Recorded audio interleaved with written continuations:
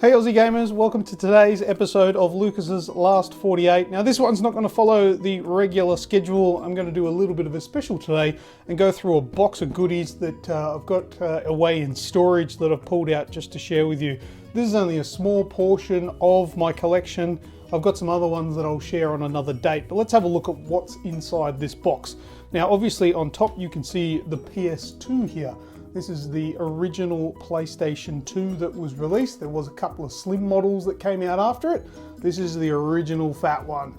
And something that died out with the PS4, the PS3 had it, but you could stand it up on its edge. But a little fine detail, you can actually rotate the PlayStation symbol, which is really cool, depending on which way you orientated it on your shelf.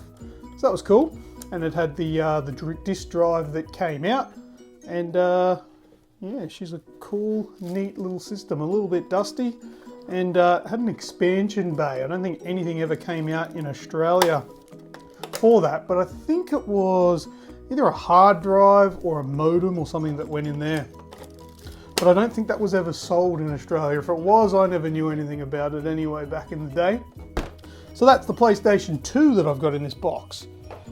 Oh, underneath that, I've got this blue gun here, and I think this was called the Gun Con or something like that. This was made by Sega for the Sega Saturn. If I bring out the other end of the cable here, see that's a Sega Saturn connector there, and I play games like Virtua Cop and I don't know, some other shooter games that were in there. And that was really cool. That's something that died out, which is a shame. They never really did too much with that afterwards, like with the PS3. I think there was a PS3 one that came out, but it was very quickly stopped production. And these are a rare thing to get for the PS3. I've got a bag of miscellaneous cables here. I've got, what's this one? This is a controller. This is a DualShock 2. It says it on there, DualShock 2. So that was for the PS2 with the analog sticks and all that. What else have I got in here? Oh, I've got one of these original ones that isn't a DualShock and doesn't have the thumbsticks.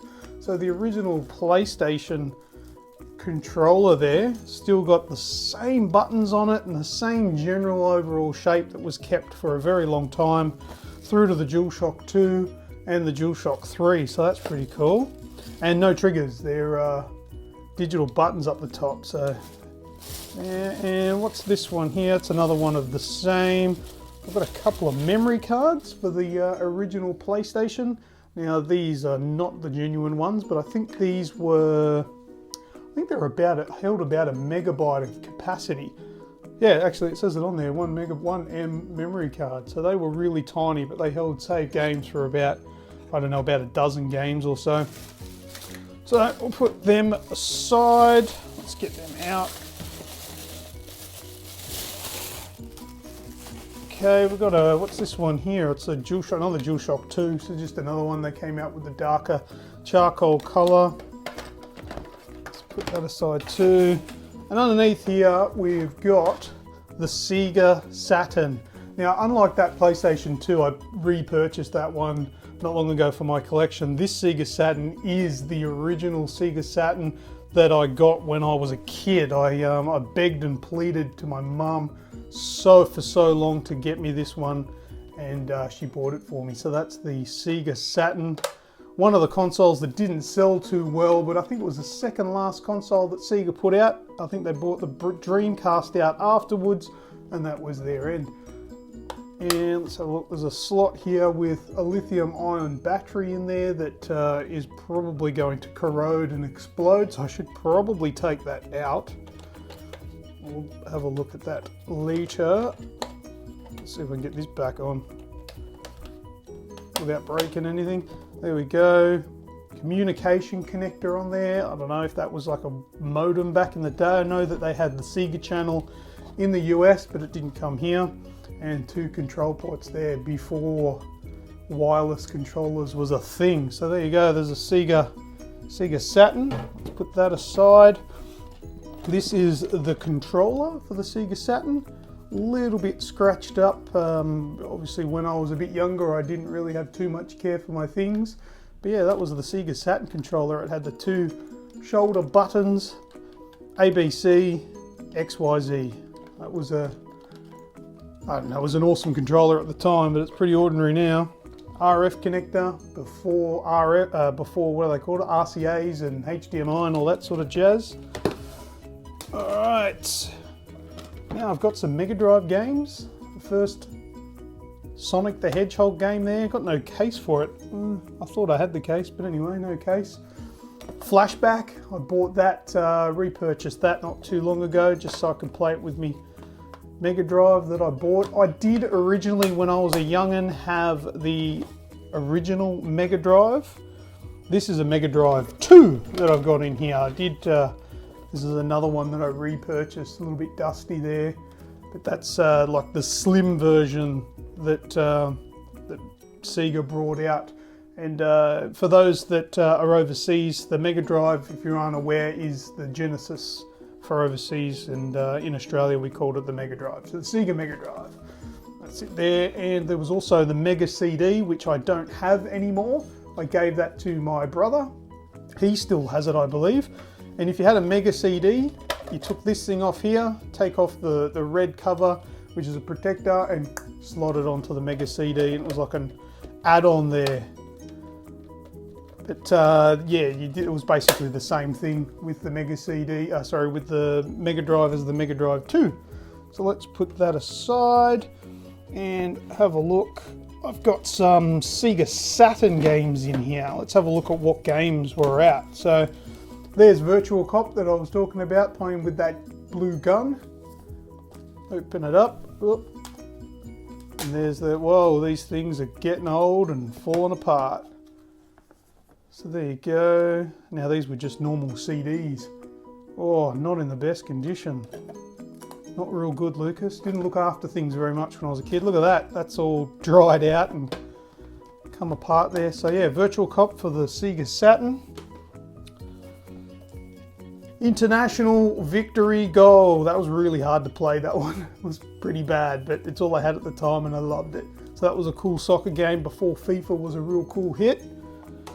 Cyber Speedway, I remember this game. This was revolutionary. It's kind of like, oh, what's the name of that game that's out these days? So it'll come to me, I think. Wipeout. It's like the Wipeout games before Wipeout. So there you go. That was like a really cool speed racing game. Pretty much the same as Wipeout. And this one, Panzer Dragoon, I played this game so much. It was such an awesome game for its time. Actually, I'd really like them to bring something like this back together and make another version of it. So that's pretty neat. Now we're going really over time today, but I guess it's a special, so we can do that. So that's Panzer Dragoon for the Sega Saturn. Daytona USA.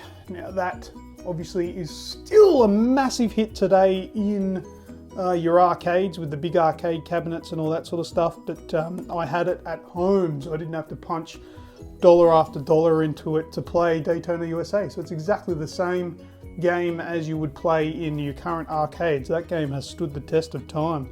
That's really old. That says 1995 on there, but I'm not sure when it was actually made. Couple left. Bug. That was like a platformer, I guess you would call it, and was pretty horrible. But once again, for the time, I quite enjoyed it as a young fella.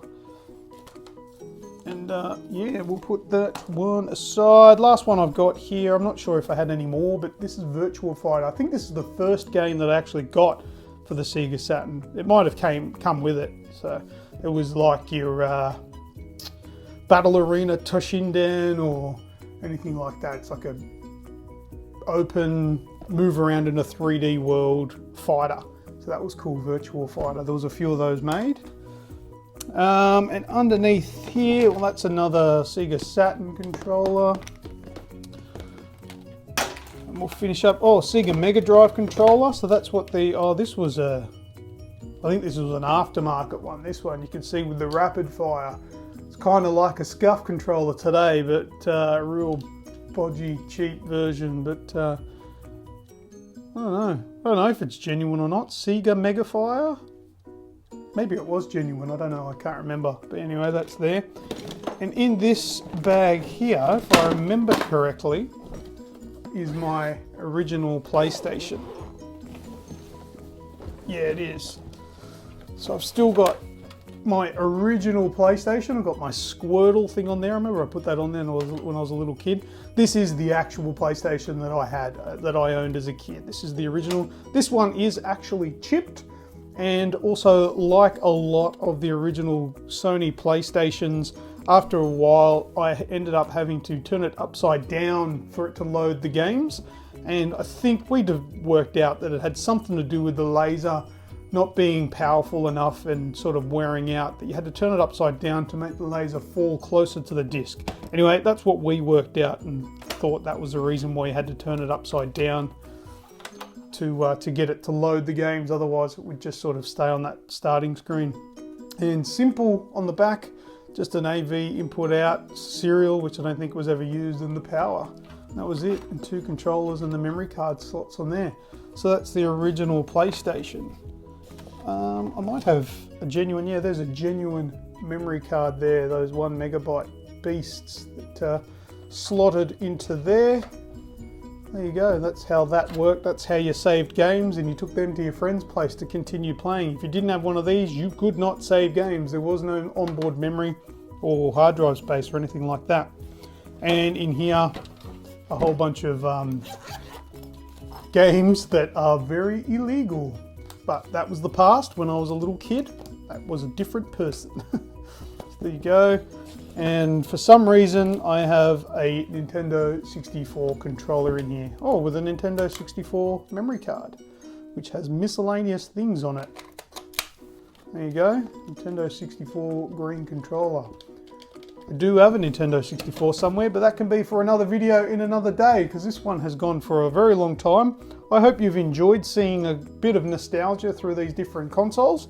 We'll have another special one again in the future, before we go back to normal shows.